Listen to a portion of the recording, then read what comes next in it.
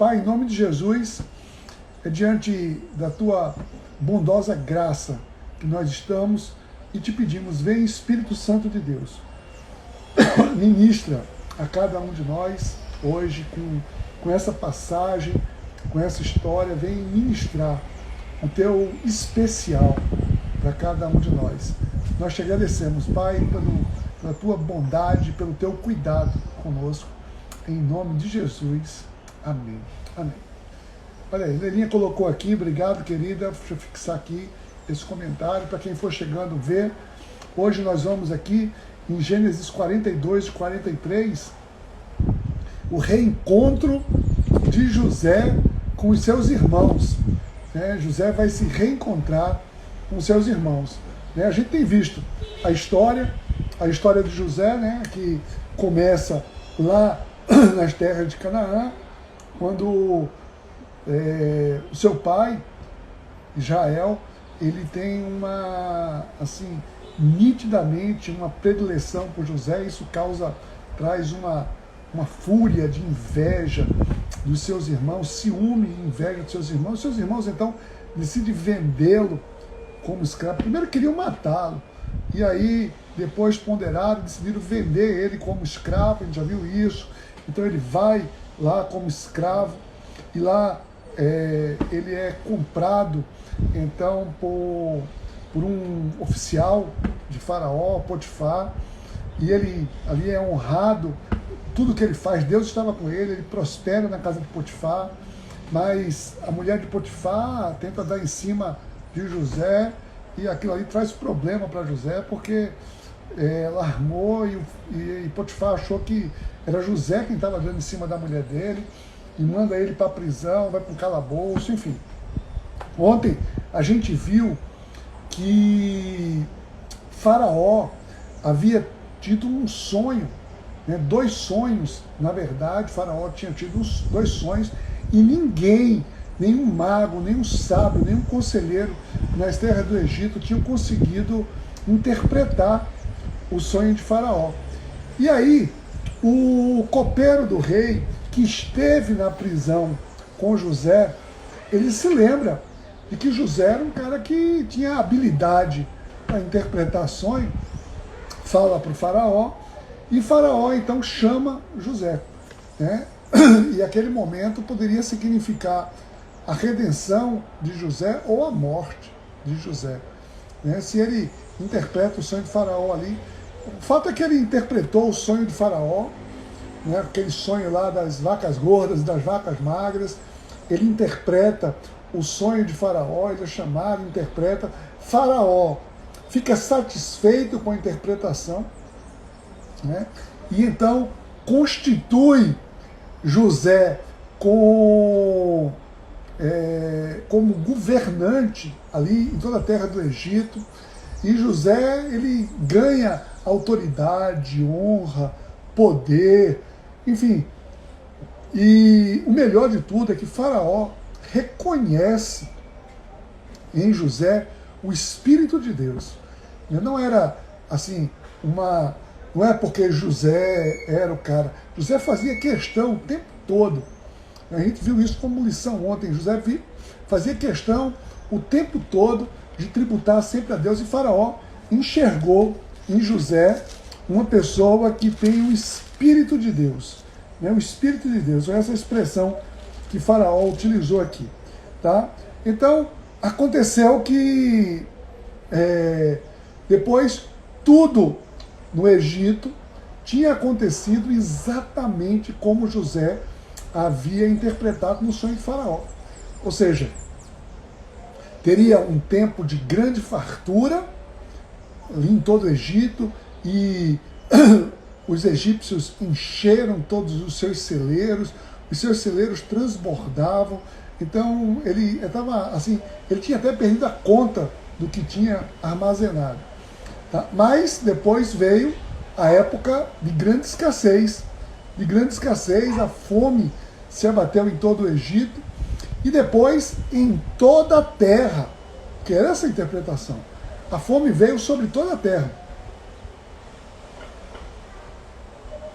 E aí, a gente vai exatamente no capítulo 42, hoje, ver que essa grande fome chega até a terra de Canaã, aonde estava lá o pai de José e seus irmãos. Tá?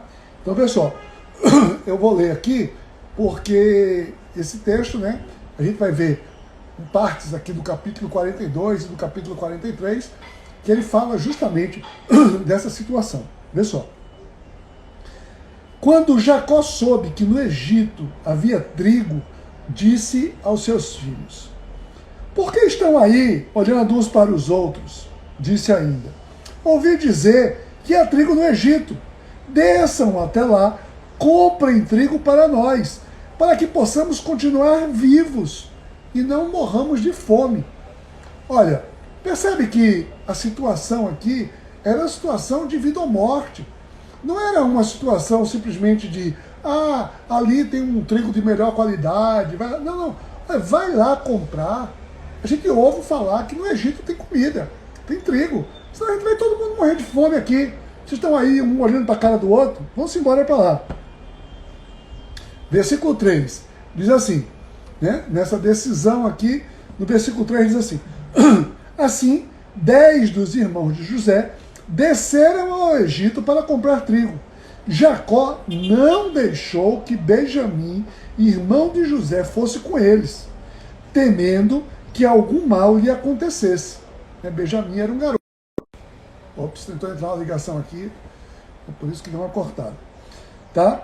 Então, os filhos de Israel estavam, entre outros, que também foram comprar trigo por causa da grande fome na terra de Canaã. Verso 6. José era governador do Egito, e era ele que vendia trigo a todo o povo da terra. Por isso, quando os irmãos de José chegaram, curvaram-se diante dele com o rosto em terra. Gente, vê que ironia aqui, né? Ou seja, os irmãos de José, justamente os 10, que Jacó não deixou que Benjamim fosse, os 10 que haviam tramado ali toda a situação, mostrado a Jacó que José tinha sido morto, inventaram a situação, foi eles que inventaram, criaram a situação, foi eles que venderam José como escravo para o Egito. Eram eles 10 que estavam ali naquele momento. Foram eles que chegaram lá. E quando chegaram, eles chegaram numa posição de reverência. Aqui, vê que coisa interessante. No versículo 6 diz assim: curvaram-se diante dele. Lembra do sonho que José teve lá atrás, quando tinha 17 anos? José teve um sonho, né? E eles tiveram um sonho que todos os seus irmãos se curvavam diante dele. Os irmãos acharam aquilo ali um absurdo. E aqui diz o texto que eles, né, chegaram lá. Diz assim, verso 7, José reconheceu os seus irmãos logo que os viu, mas agiu como se não os reconhecesse, e lhes falou asperamente: de onde vocês vêm? Olha, José, quando havia sido entregue como escravo, ele tinha 17 anos.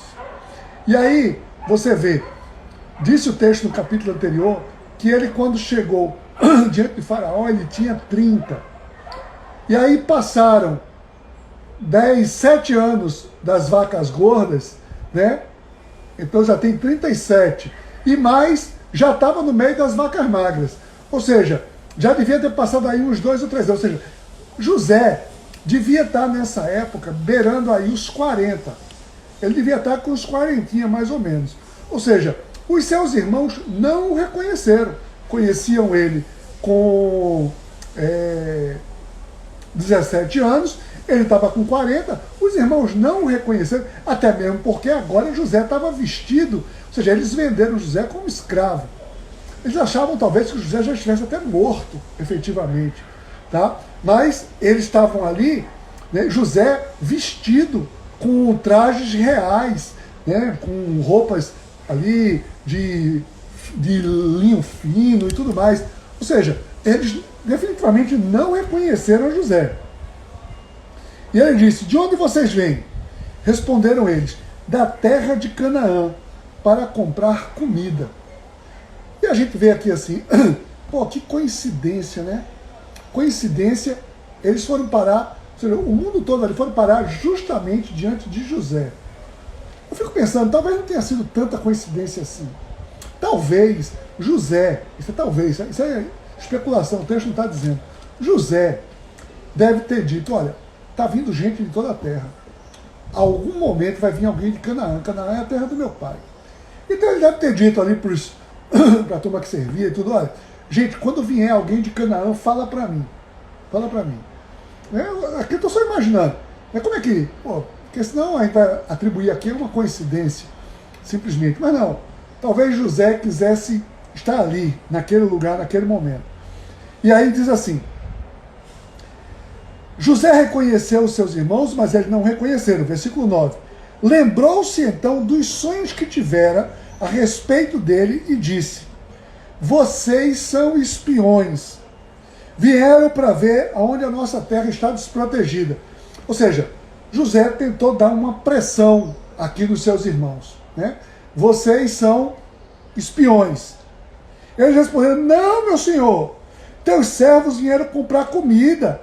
Todos nós somos filhos do mesmo pai. Teus servos são homens honestos e não espiões. Olha, José conhecia aquelas peças lá, né?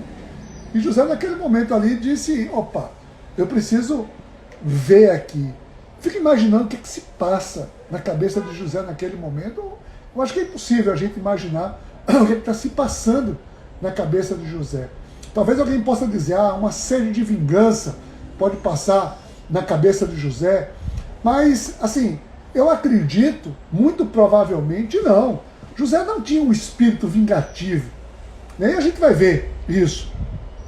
E aí José insistiu: não, vocês vieram ver onde a nossa terra está desprotegida. E eles disseram: teus servos eram 12, filhos do mesmo pai, na terra de Canaã. O caçula agora está na casa do pai, e o resto morreu. Então, José está aqui, né? Talvez colocando os seus irmãos à prova naquele momento. Eu fico aqui imaginando, né? José disse assim: olha, eu conheci esses caras aqui, umas boas biscas, né? Os caras eram, assim, traiçoeiros. Então eu quero ver o seguinte: eu quero ver se houve mudança nesses anos todos, se houve mudança.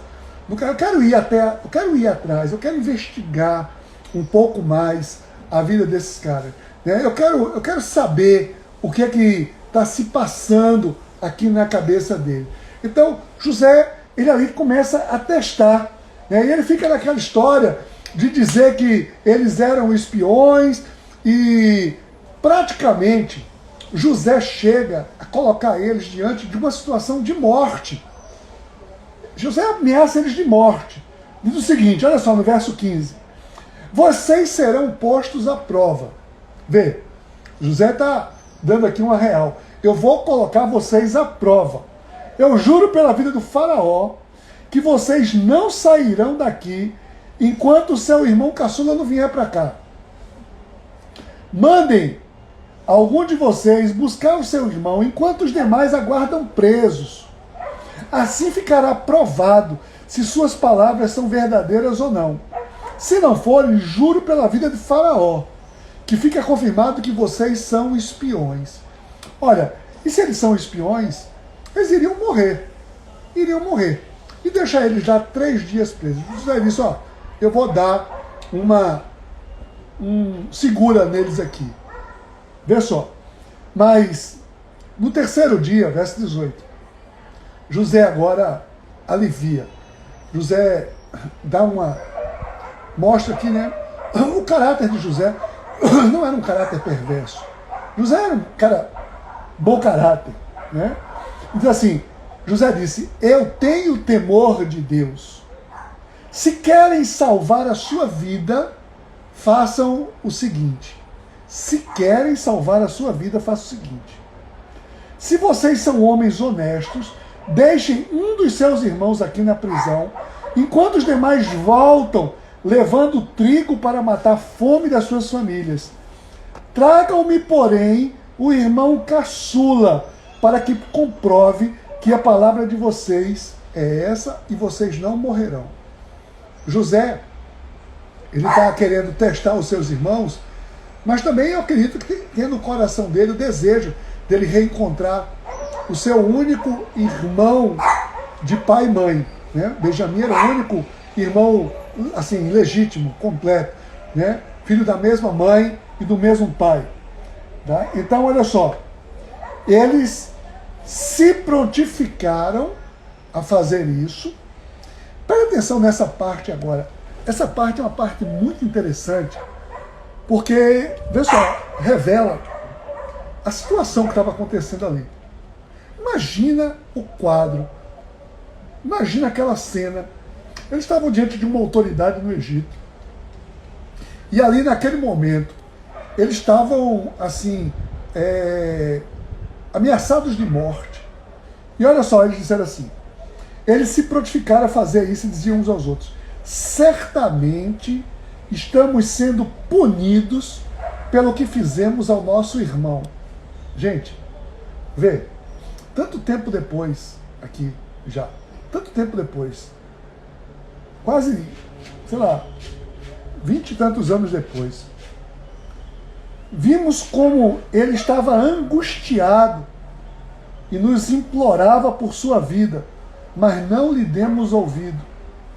Por isso, nos sobreveio esta angústia. Aqui agora, os seus irmãos estão tomados de um remorso muito, muito grande. Verso 22, Rúben respondeu: eu não lhe disse que não maltratassem o menino? Mas vocês não quiseram me ouvir. Agora teremos que prestar conta do seu sangue. Eles, porém, não sabiam que José podia compreendê-los, pois eles estavam falando por meio de um intérprete. Já viu essa situação? Duas pessoas falando, né? Aqui, na verdade, eram 10 pessoas falando em outra língua, pensando que aquela pessoa não estava entendendo, que estavam ali falando com o egípcio por meio de um intérprete. Mas José conhecia a língua hebraica, né? E José estava entendendo tudo o que eles estavam dizendo. Eles falando que José não estava entendendo e eles entendendo tudo. José estava entendendo tudo.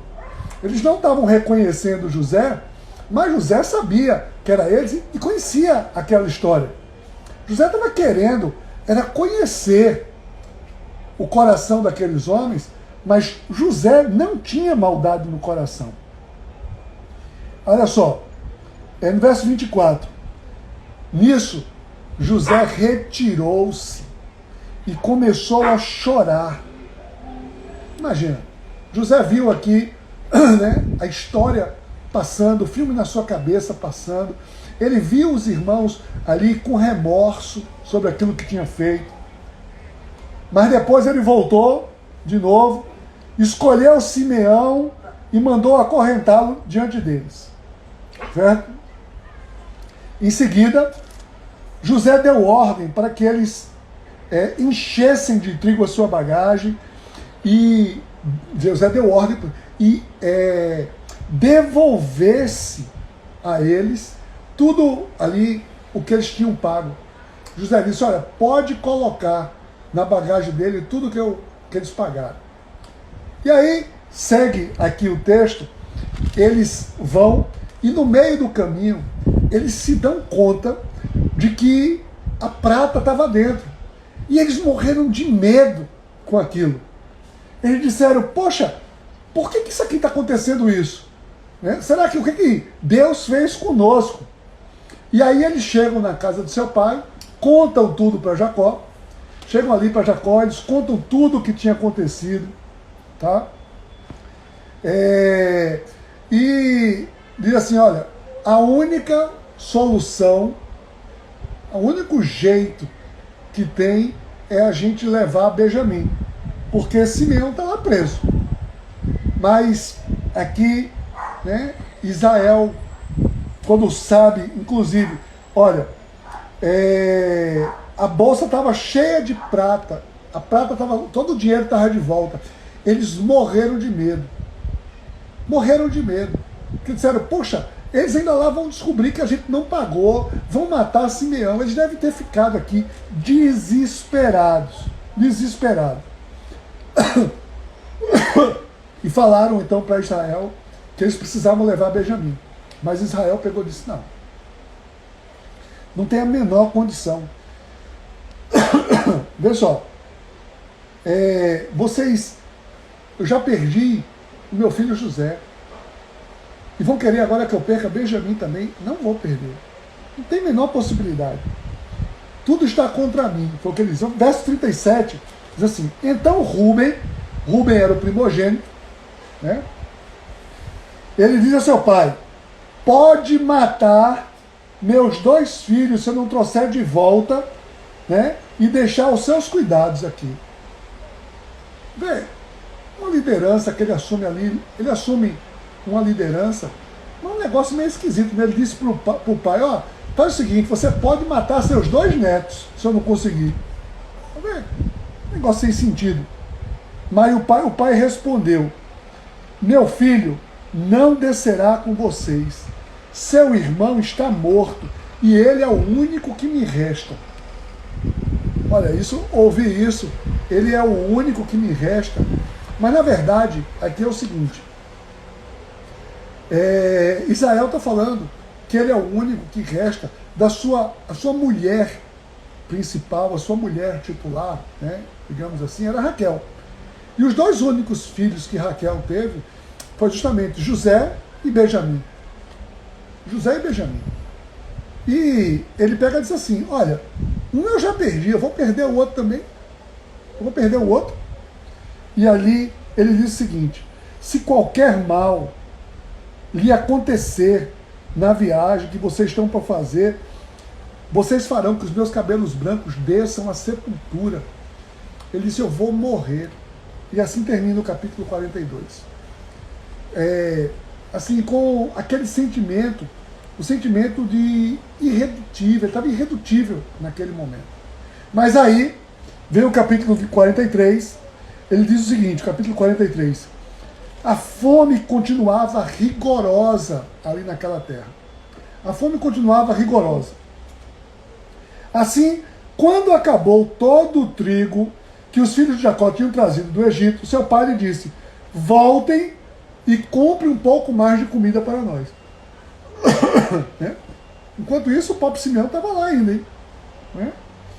Mas Judá, agora aqui Judá, presta atenção que aqui existe uma virada. Né?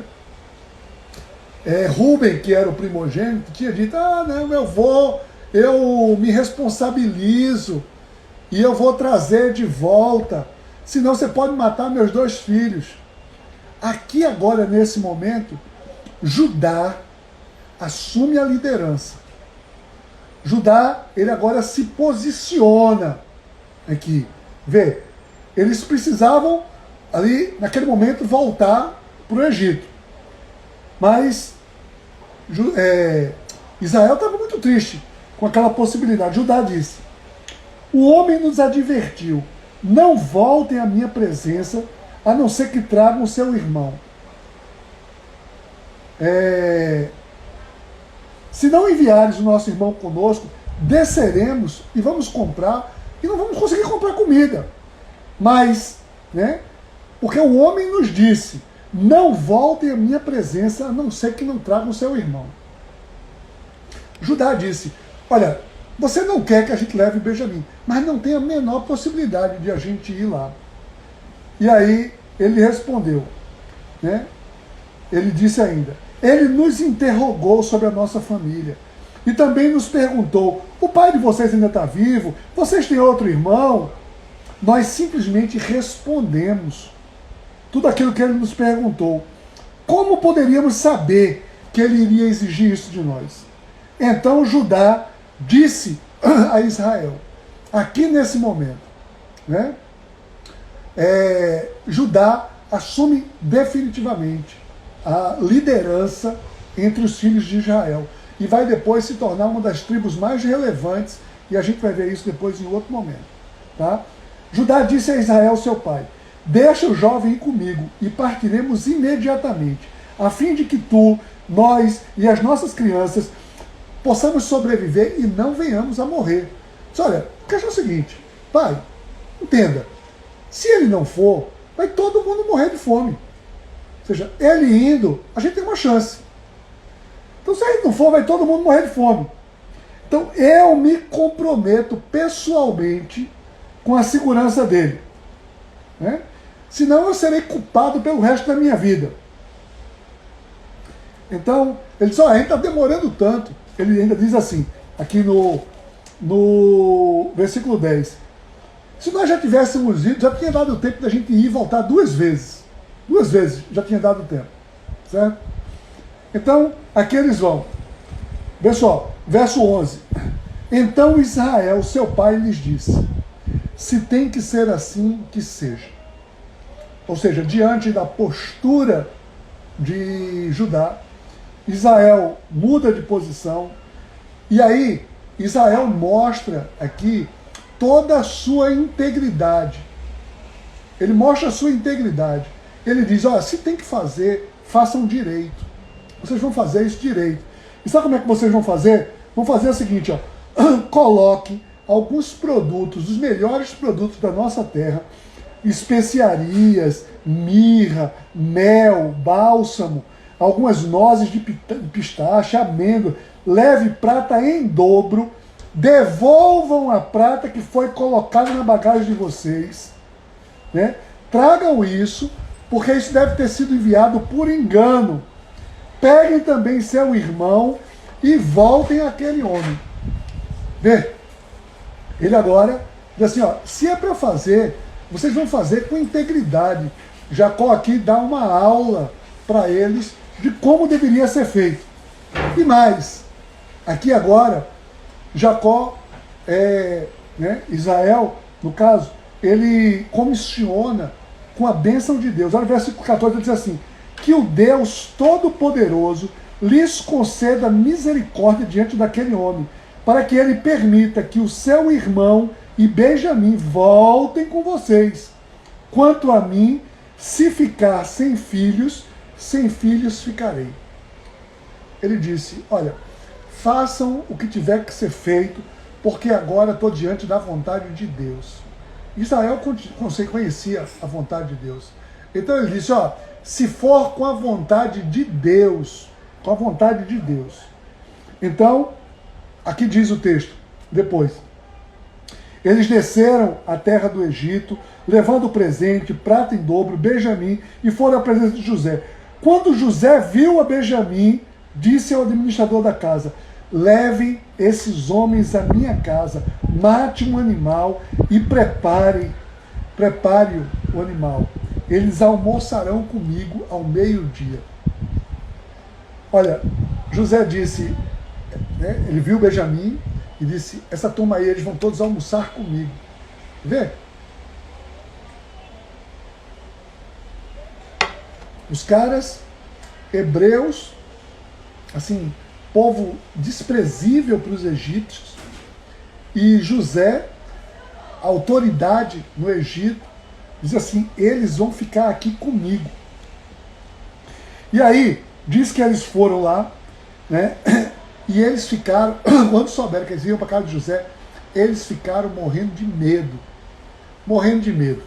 Eles disseram o seguinte, olha, agora que a gente vai morrer, trouxe-nos aqui por causa da prata que foi devolvida nas nossas bagagens pela primeira vez.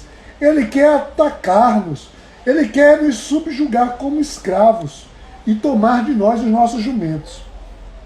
Aí, morrendo de medo, os cabas frouxos, tudo frouxo aqui, foram lá, né? Eles disseram, eu quero fazer tudo certinho agora. Eu não quero errar mais nada. E eles foram, olha o verso 19, dirigiram-se ao administrador da casa de José e lhe disseram, à entrada da casa, ouça, senhor, a primeira vez que viemos aqui foi realmente para comprar comida, mas no lugar em que passamos para pernoitar, abrimos nossa bagagem e cada um de nós encontrou a prata que tinha trazido na quantia exata. Por isso trouxemos de volta conosco. Além da prata para comprar comida, né? Trouxemos de volta, além da outra, para comprar comida. Nós não sabemos quem pôs a prata na nossa bagagem. Gente, os caras estavam tremendo de medo. Eles achavam que ia ser executados. Mas vem aqui a grande surpresa. O administrador, o mordomo de José, vira para eles e diz, sabe o quê? Verso 23. Diz assim, fiquem tranquilos, não tenham medo, né? O seu Deus, o Deus do seu pai, foi quem lhes deu um tesouro em suas bagagens, porque a prata de vocês eu recebi. Gente, vê só, imagina, o mordomo de José no Egito, ele fala aqui do seu Deus, o Deus do pai de vocês, ou seja, o Deus de Israel, foi que fez isso por vocês. Eu fico imaginando aqui, o texto não diz isso, mas eu fico imaginando, sabe o quê? Esse cara era mordomo de José. Ou seja, ele estava ali, pelo menos, né, 7 anos da vaca magra, mais uns 2 ou 3 anos, 7 anos da vaca gorda, mais uns 2 ou 3 anos. Ele estava ali cerca de uns 10 anos com José. José havia evangelizado esse cara aqui. Esse cara estava falando do Deus de Israel, do mesmo Deus de José. Ele diz assim, foi Deus que fez isso com vocês. Ou seja, fala pela boca de um servo lá no Egito, mas muito provavelmente esse cara aqui, ele era um discípulo de José. Tá? Então ele fala naquele momento uma declaração que tudo aquilo tinha sido uma provisão de Deus na vida deles. Eles devem ter entendido nada naquele momento. Então, diz o texto, ele solta Simeão, ele dá comida para os jumentos, e eles preparam o presente para José. Quando sabe que José ia almoçar ali, eles vão até José, entregam todos os presentes, né, e curvaram-se, aqui diz assim, curvaram-se diante dele até o chão. Gente, aqui nesse momento, todos os irmãos curvados diante de José até o chão. Aqui se cumpre a profecia do sonho. Porque na primeira vez que eles chegaram, se curvaram diante ali de uma autoridade, ali, para agora não. Eles estavam curvados diante de José, os 11, tal qual José tinha predito. É incrível isso aqui, né? E eles perguntaram, José conversou com eles, tudo, parará, como é que está seu pai? Né? Perguntou seu pai, tudo, parará.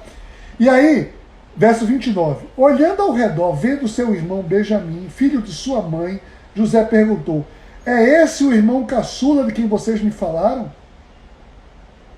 E acrescentou, Deus lhe conceda graça, meu filho.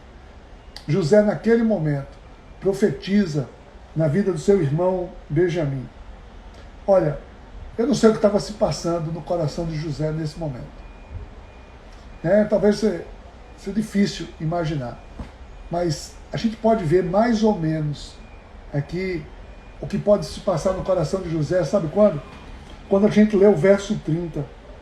O verso 30 diz assim, profundamente emocionado por causa do seu irmão, José apressou-se em sair à procura de um lugar para chorar, e entrando em seu quarto, chorou. Vê o coração desse homem, como é que estava. José chora ali. Depois ele lava o rosto, né? Ele volta e manda servir a comida. E eles, diz aqui, ó, serviram a ele em separado dos seus irmãos. Serviram a ele em separado dos seus irmãos e também dos egípcios que comiam com ele. Porque os egípcios não podiam comer com os hebreus, tá? Então, José comendo de um lado, seus irmãos de uma grande mesa no outro, e assim, e o texto diz o seguinte aqui, a mesa foi posta por ordem de idade de cada um. do mais velho até o mais moço. E eu fico imaginando na cabeça dos caras, como é que eles sabem? Assim, que coincidência. Só que José conhecia aquilo tudo, né? E aqui nesse momento, José honra o seu irmão Benjamim e diz o seguinte, verso 34, então lhe serviram a comida na mesa de José, e a porção de Benjamim era 5 vezes maior do que a dos outros. E eles festejaram e beberam à vontade. Gente, olha só, a gente, né, pode querer imaginar aqui, o capítulo termina aqui, e a gente fica pensando, né, por que José teria feito isso? Onde é que José estava querendo chegar? Né? A gente está perguntando se Benjamim o reconheceu.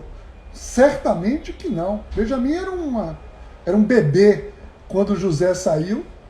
Né? Benjamim era criança, bebezinho. José tinha 17 anos. É impossível Benjamim. Se tinha alguém que não ia reconhecer, era Benjamim. Tá? Mas aqui deu 5 vezes mais para ele. Eu fico imaginando, talvez aqui a gente possa imaginar o seguinte: José estava querendo, naquele momento ali, estava querendo testar o coração dos seus irmãos. E lembra, qual foi o motivo que acendeu-se a ira dos seus irmãos, o ódio dos seus irmãos? Foi quando eles tiveram ciúme e inveja. Então José poderia ver ali, será que eles aqui vão ter ciúme e inveja se eu der mais para Benjamim? Eu quero ver o caráter deles, se eles vão murmurar, vão resmungar. José está ali fazendo uma prova, mais uma vez. Só que naquele momento, não tinha mais nada disso. Não tinha mais nada disso. Diz o texto simplesmente, eles festejaram e beberam à vontade. Olha, aqui a gente poderia tirar como lição, nesse momento aqui, o quê? Que provar, né, fazer uma prova, aferir uma situação, não é o mesmo que vingar-se. José não estava em momento algum se vingando dos seus irmãos. José estava o tempo todo desejoso, porque é o seguinte, se ele se revela logo para os seus irmãos, ele chega logo e diz, sou eu. Ele não ia saber se os seus irmãos iam tratar ele bem, simplesmente porque estavam precisando dele, tá? Ou se realmente eles tinham sido mudados. José estava testando aqui o caráter deles. Estava vendo, né, como é que eles iam reagir o tempo todo. José está observando o comportamento deles, se eles estavam falando a verdade, se eles falaram do seu pai, se eles falaram do irmão que tinha morrido. Porque eles disseram lá para o pai, olha, a gente só respondeu o que ele perguntou. Então, se eles falaram que tinha um irmão que tinha morrido, José deve ter perguntado a eles tudo aquilo lá. José estava ali, desejoso de saber se aqueles homens estavam falando a verdade ou não, né? Se eles tinham sido transformados ou não. E a gente vê que aqui, ao que tudo parece, né, está convergindo para um momento de grande final, né? Ou seja, está todo mundo festejando, mas eles ainda não sabem quem é José, tá? E aí a gente vai deixar essa parte, né, do que acontece depois disso, a gente vai deixar para amanhã, tá? Então a gente hoje vai parar por aqui, e eu queria hoje tirar essa lição de que, assim, talvez alguém possa, quando se vinga de alguém pode alegar que está se vingando porque tem motivo para se vingar, né? E aqui eu pergunto para você, será que José tinha motivo para ter vingança? José tinha motivo suficiente, humanamente falando, para se vingar dos seus irmãos. para punir os seus irmãos. Até mesmo cheio de autoridade, de poder, ele poderia ter matado, mandando matar os seus irmãos imediatamente. Ele poderia, ou então, pagando com a mesma moeda, ele poderia ter prendido e transformado todos os seus irmãos em escravos ali, vendido eles como escravos. Mas a gente vê a diferença. Ou seja, a vingança, ela não é produto de ter ou não ter motivo para fazer. A vingança é produto de um coração amargurado. José tinha um coração liberto. José tinha um coração imunizado. José era uma pessoa que mantinha uma relação com Deus permanente. A gente vê toda a história de José, a referência de que Deus estava com ele e a fidelidade dele a Deus. Então, a gente tira de lição aqui. Manter-se fiel a Deus protege o nosso coração, inclusive, né, da vingança motivada. Mesmo que alguém diga, não, eu tenho motivos para me vingar. Alguém pode achar que tem motivos para vingar, mas jamais entrará, né, no engano da vingança se o coração estiver protegido por uma relação com Deus. Gente, a gente vai parar por aqui hoje, mas a gente não termina a história de José aqui ainda não. Tá? Amanhã a gente tem mais. Amanhã, né, a gente vai ver como José vai se revelar aos seus irmãos, como é que vai ser essa revelação.